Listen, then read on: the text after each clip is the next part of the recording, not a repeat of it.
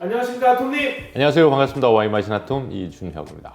아직도 끝나지 않은 본로만의 프리미크. 오늘 끝내려고 프리미크로. 오늘 정말 끝낼 거죠? 네. 오늘 해보고 끝낼 수 있으면 끝냈는데 아마 이 옷 그대로 입고 있으면 또 할 수도 있어요. 너무 많아. 사실 전 세계에서 이렇게 자세하게 다루는 데가 어디 있어요. 그렇죠. 진짜 뻗으신 거예요. 돈도 안 되는 거 열심히 하고 있습니다. 열심히 하자면 돈 안 드는 거 하지만 마음에 상처가 드니까. 자, 오늘 주제는 뭐죠? 오늘 소개해드릴 밭은 보노마닉 프리미어 크루 중에서 라크로아 라모라는 포도밭입니다. 라크로아 라모는 총 0.6헥타의 면적을 지니고 있으며 로마네 생비방과 바로 맞닿아 있는 포도밭입니다. 그리고 로마네 생비방과 마찬가지로 이제 포도밭이 남동쪽 방향을 바라보며 이렇게 경사져 있는데요. 온화한 아침 햇살이 포도밭을 비춰주고 있어 이제 덕분에 서늘한 부르고뉴 기후에서 포도가 잘 익을 수 있는 아주 이상적인 조건을 지니고 있습니다. 그리고 토양은 건조한 석회와 점토가 주를 이루고 있습니다. 흥미로운 사실은 1930년에 이제 AOC 등급 제정에서 떨어진 이후에 이 밭에 3명의 소유자가 있었는데요. 2명은 그랑크루의 승격을 위해서 노력했는데 단 1명의 거절로 무산이 됐다고 해요. 그리고 1980년대에 다시 한번 그랑크루로 승격을 노렸지만 결국 그랑크루 등급을 받지 못한 밭입니다. 클리마 이름인 이제 크로아가 이제 포도밭이 내려다 보이는 동쪽 벽에 있는 이제 십자가 크로아를 지칭하는 곳으로 이 지역의 이제 종교적인 역사를 상기시켜 주기도 하고요. 그리고 이제 예전 수도사들이 지냈던 수도원과 또 인접해 있습니다. 근데 라크로아 라모 여기가 보면 약간 밑에가 살짝 꺼져 있어요. 그래서 제가 듣기로는 여기가 물이 가끔 비가 오면 찬다고 이야기를 듣기는 했었거든요. 그래서 여기가 이제 그랑크루를 못 받는다 이제 이야기를 약간 반지하는. 반지하까지는 안 되고요. 그래도 그랑크루를 올릴 정도로 애들이 노력할 거니까 좋은 밭이기는 한데 그래도 약간 거기가 좀 라크로아의 주요 생산자는 이제 뭐 라마슈가 있고요. 0.2헥타를 가지고 있고 쿠드레비조 0.2헥타, 그 다음에 자크셰조가 0.16헥타를 소유하고 있는데 사실 라크로아 라모는 단 한 번도 만족스러운 퀄리티를 지닌 와인을 저는 만나보지는 못했습니다. 그나마 라마슈가 그 중에서 가장 뛰어난 퀄리티를 보여주었는데 이게 그랑크루에 준하는 아주 뛰어난 프리미어 크루 밭에서 나온 와인이라고 하기에는 좀 퍼포먼스가 많이 부족했고요. 근데 재밌는 것은 2022 빈티지부터 라마슈가 소유하고 있던 0.21헥타의 포도밭을 루이 미셸이 임대를 받아서 첫 번째 빈티지를 생산하였고 2025년 1월에 출시할 예정이에요. 그리고 이제 지난 6월 아마 7일인가? 왜냐면 저도 이거 비딩했었거든요. 홍콩에서 열린 에커 옥션에서 2022 빈티지 매그넘이 딱 한 병 나왔었거든요. 무려 885만 원 판매가 됐어요. 매그넘. 근데 이제 첫 빈티지부터 아주 고가에 판매가 되었는데 아마 일반 사이즈가 시장에 풀리면 뭐 200만 원 후반대에서 300만 원 초반에 판매가 되지 않을까. 근데 0.21헥타니까 많이 만들어도 이제 뭐 아마 제가 내년에 부르고뉴 방문하면 만날 수 있지 않을까 싶어요. 궁금한데 네. 이제 어쨌든 다시 조금 좀 떨어지잖아요. 일반 프리미어보다는. 떨어지는 건 아니에요. 로마네 생비방에 바로 붙어서 여기 있는 생산자도 그랑크루로 승격을 원할 정도로 포도밭이 꽤 괜찮은데 포도밭 자체는 좋다. 나쁘진 않아요. 루이 미셸이 첫 빈티지 만들자마자 800만 원, 그냥 일반 사이즈 제가 말했어요. 뭐 300만 원대는 될 것 같다.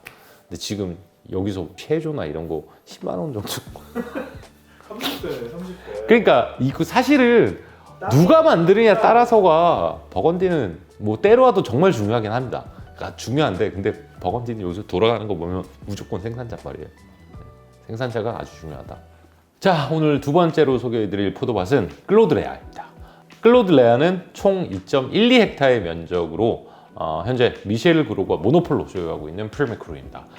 클로드레아는 레시움 아래에 이렇게 이제 삼각형 형태로 구성이 되어 있는데 보노만의 프리미어 크루 중에서도 고조가 가장 낮은 곳이죠. 왜 이 작가님 르루아 제네브리우 밭 건너편에 도메인이 시작되는데 기억나세요? 그 맨날 문 열어져 있고 할머니 없고 사실 거기에 양조장이 아니에요. 양조장은 옥시드레스 있고 거기서부터 쭉 클로드레아 담벼락이 시작이 되는 거죠. 르루아 할머니 집. 그렇죠. 이곳은 이제 벽과 집으로 둘러싸여 있어서 바람이 강하게 불지 않아서 포도가 빨리 익는 경향을 보여준다고 합니다. 그리고 약간의 구릉 형태를 띄우고 이제 한쪽으로는 완만하게 경사져 있어 이제 배수도 좋은 편이고, 왜 약간 이렇게 내려가는, 그래서 이제 클로드 레아는 다른 와인들과 비교해 유난히 우아하고 부드러우며 섬세한 캐릭터를 지니고 있습니다. 최근 연구에 의하면 기반함이 말이라고 하는데 단단한 석회보다는 이웨토의 존재가 와인이 지닌 이제 섬세함과 우아함을 가져다 준다고 생각하시면 돼요. 그리고 이제 클로드 레아는 1860년대부터 이제 그로 패밀리의 관리 안에 있었다는 점도 이 구획이 인정받는 이유 중에 하나입니다. 특이하게도 이제 미셸 그로가 유산을 물려받을 때 장그로가 이제 앙프랑스어스 그로한테 이제 이 밭을 주게 돼요. 근데 큰아들이 이제 미셸 그로가 가족이 소유한 모노폴은 내가 승계하겠다 이렇게 해서 리시브루하고 일부 포도밭을 포기하고 이 밭을 가져가게 됐죠. 지금 배가 아프실 수도 있겠다. 클로드 레아의 일부 파트는 이제 빌라지급으로 분류가 되면 거리도 좀 떨어져 있어요.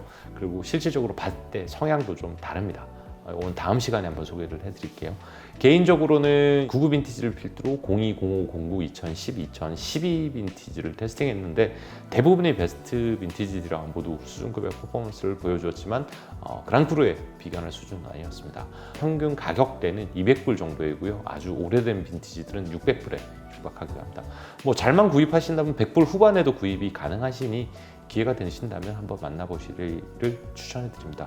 미셸 그로는 베스트는 아니지만 항상 일정하게 클래식한 와인을 생산하고 있는 좋은 와인메이커 중에 한 명입니다. 자, 다음 소개해드릴 보노말의 크리옹크루는 레 후즈입니다. 레 후즈는 2.62헥타르로 구성이 되어 있으며 그 앙오르보 건너편에 위치해 있습니다. 위쪽 부분은 이제 대부분이 프리미엄 크루로 분류가 되는데 가장 위쪽에서 숲과 연결된 부분은 또 빌라주로 구성이 되어 있어요.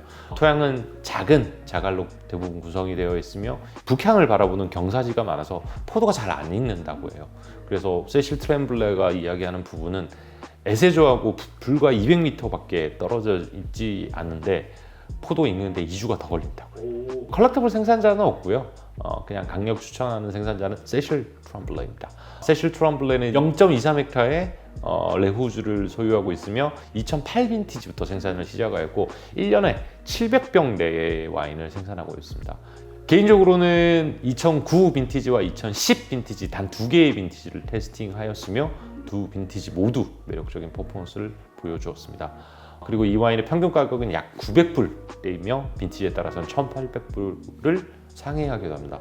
그리고 이제 빈티지에 따라서는 최소 이제 10년 이상의 숙성이 필요하며 세실 특유의 이제 매혹적인 향기가 돋보이는 와인을 생산하는데 문제는 이제 가격도 가격이지만 생산량 자체가 워낙 작아서 구입 난이도가 상당히 어렵습니다. 그게 좀 단점이고, 그리고 구입 난이도가 높으니까 가격이 너무 좀 오버프라이스 되지 않나 싶어요.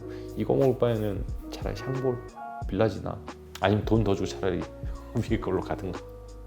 조금 애매해요. 자, 다음 소개해드릴 강력 추천 생산자는 도멘 장그리보입니다. 장그리보는 0.34헥타의 레후즈를 소유하고 있으며 포도나무 1969년에 식재되었습니다. 개인적으로는 14 빈티지와 15 빈티지 단 2개의 빈티지를 테스팅하였으며 두 빈티지 모두 가격 대비 아주 매력적인 퍼포먼스를 보여주었습니다. 이 와인의 평균 가격은 약 160불대이고요. 빈티지에 따라서는 300불 후반대 판매되기도 합니다. 그리고 이제 빈티지에 따라서 최소 이제 10년 이상의 숙성이 필요하며 특유의 이제 집중도와 묵직하면서도 감미로운 탄닌이 돋보이는 와인을 생산하고 있습니다. 그 다음에 이제 Very Good 생산자는 2명 정도로 나뉘겠는데요. 도맹 장릭 앤 에릭 브루게가 가격 대비 뛰어난 퀄리티를 지닌 와인들을 생산을 하고 있는데 여기가 아마 2011년부터인가 아버지 밑에서 아들 둘이가 와인을 만들고 있는데 꽤 클래식하게 와인 잘 만들어요.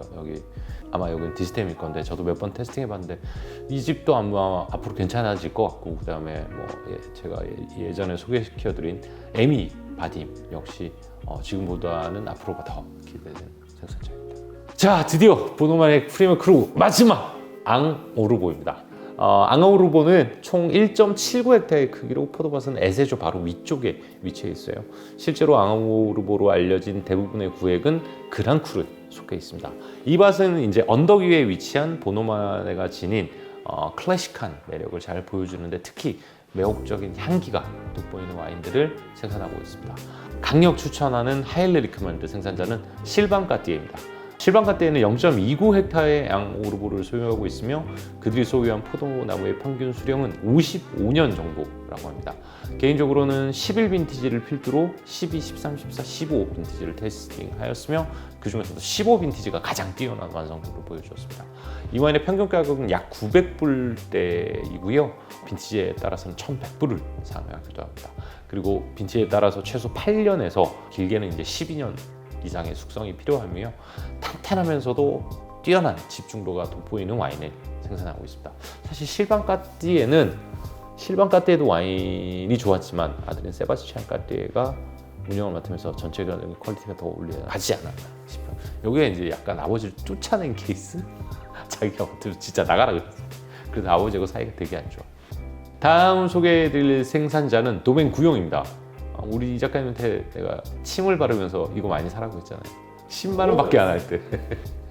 도멘 작베리 교용은 0.13헥타의 앙오르보를 소유하고 있으며 그들이 소유한 플랏은 이제 꼼도우르보 아래쪽에 위치하고 있으며 포도나무의 평균 수령은 70년 정도라고 합니다. 참고로 장비에르 구용이 소유한 플랏 쪽에는 작은 개울이 있는데요. 여기가 이제 폭우가 내리면 주변에 땅이 부풀어 오른대요. 그래서 가끔 침수가 되기도 하는데 오르보라는 게 부르고뉴 말로 홍수라는 말이래요. 개인적으로는 2017 빈티지를 필두로 18, 19 빈티지를 테이스팅하였으며 그 중에서도 19 빈티지가 단연 최고의 퍼포먼스를 보여주었으며 17, 18 빈티지도 특유의 매력을 잘 선사해 주었습니다. 이 와인의 평균 가격은 약 400불대 초반이고요. 빈티지에 따라서는 600불대 후반에 판매되기도 합니다. 그리고 이제 빈티지에 따라서는 최소 8년에서 10년 이상의 숙성이 필요하며 특유의 이제 화려한 향기와 감미로운 타닌이 돋보이는 와인을 생산하고 있습니다. 20도 괜찮다는데 아직 제가 못 구해서 이 작가님 좀 구해줘봐. 내가 그렇게 따졌는데. 너무 비싸. 다음은 Very Good 생산자입니다. 첫 번째 소개해드릴 생산자는 도멘 몽자르 미네랄입니다. 몽자르 미네랄은 1.08헥타의 앙오르보를 소유하고 있으며 포도나무는 25년에서 52년 정도로 수령이 다양하다고 합니다. 개인적으로 이 와인은 2010 빈티지를 필두로 12, 15, 17, 19 빈티지를 테스팅하였으며 모든 빈티지가 가격 대비 아주 매력적인 퍼포먼스를 보여주었습니다. 이 와인은 제가 미국에서 사 먹을 때는 90불? 그 정도였는데 지금 평균 가격은 약 190불대이고 빈티지에 따라서 400불을 상회하고요. 그리고 이제 빈티지에 따라서는 보통 한 7년, 5년 뭐 약한 빈티지 그리고 강한 빈티지라도 9년 정도 숙성하면 시음 적게 들어간다고 생각하시면 됩니다. 풀면 그럼 끝나세요. 속 시원. 그리고 하나 더 나왔어요. 보노나만의 이제 빌라주 쭉 리에디 중에 제가 선별을 해서 하고 또 해야 되는 게 이제 보노만의 생산자 소개. DRC 해야 되죠. 비조 해야 되죠. 르루아 해야 되죠. 이거 뭐 10년 걸리는 거 아니에요? 뭐 르네잉겔 해야죠. 아마 이거 이 작가님 대본 쓴 거 우리 지금 A4지 지금 벌써 책 한 편 나올 거. 어쨌든 그렇게 해서 이제 생산자 소개들은 또 좋아하시니까 생산자 소개로 또 만나 뵙도록 하겠습니다. 자, 지금까지 와인 마시는 또 이준혁이었습니다. 저는 다음 시간에 다시 찾아뵙겠습니다. 감사합니다.